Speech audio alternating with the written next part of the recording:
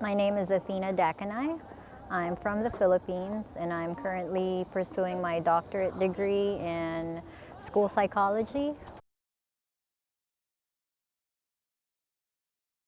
The Philippines has a really huge gap between the poor and the rich. So I would say if you lived in an urban area, water and its treatment is highly prioritized. But once you get to the rural areas or the really poor areas in the urban communities, then that's something that's really not a concern of the people, and I don't think they would even bother about asking about treatment. It's one of the biggest concerns that the Philippine government is working on with the UN and with the World Bank.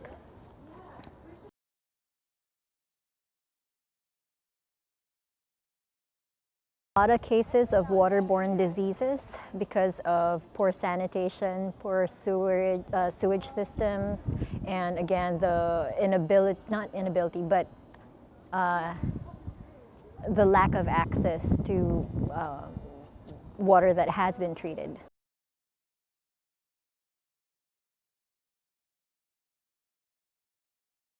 We're surrounded by oceans, and so I think the main source of water is from groundwater.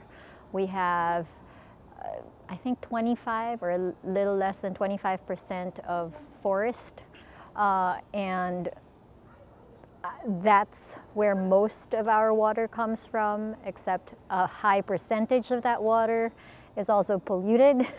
But they are taking steps, they have been since 2004, to clean up the water and to at least promote reforestation for better access to water, to clean water.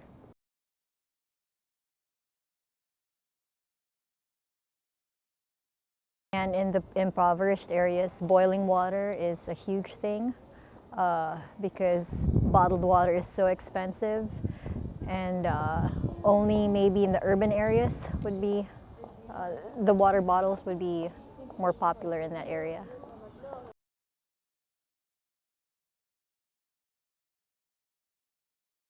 I would think in areas like I grew up, my childhood was in an area called Baguio, and that would be 5,000 feet above sea level. So we were in the mountain areas, and water was difficult. In that area, we have to have fresh water, not fresh, but clean water delivered to our homes instead of it being freely flowing from the tap, from pipes. They were scheduled. We would have water coming from the government every Tuesday from 3 to 5 in the afternoon. And so in that area, it was really, I guess it was promoted to conserve water. But then when I went to Manila, which is the capital of the Philippines, water was just constantly available, and so you were less conscious about the water consumption. And so I think, again, it depends on which area of the Philippines you're from and how accessible water is. In other areas where the government promotes conservation, it's really in people's minds, but in other areas, they're like golf course after golf course after golf course, and they wouldn't care.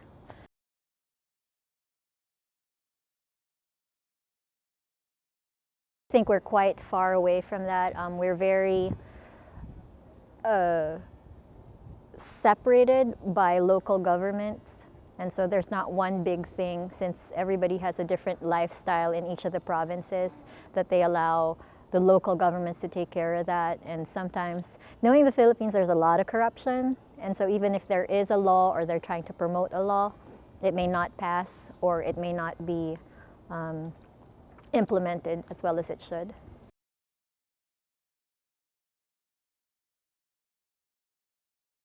I remember like stories back home where, back in Baguio, where, you know, like we were privileged enough to be able to buy water and not have the cheaper water that the government is making available to everyone.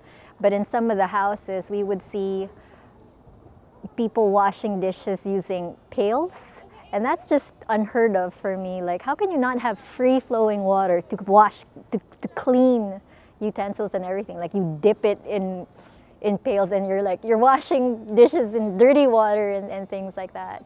And one of the things that I found really amusing coming here was that your water fountains worked. Every water fountain had water in it, and it had clean and refreshing water. Back home, you would have water fountains, but they never worked, ever. And you would be scared if they did.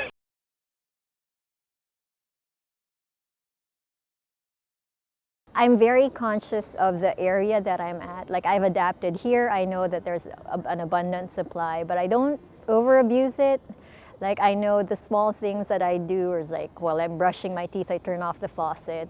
Or while, ooh, I love my showers, no. But other than that, like, I use Brita filters for my water rather than buying bottled water. I do the best that I can.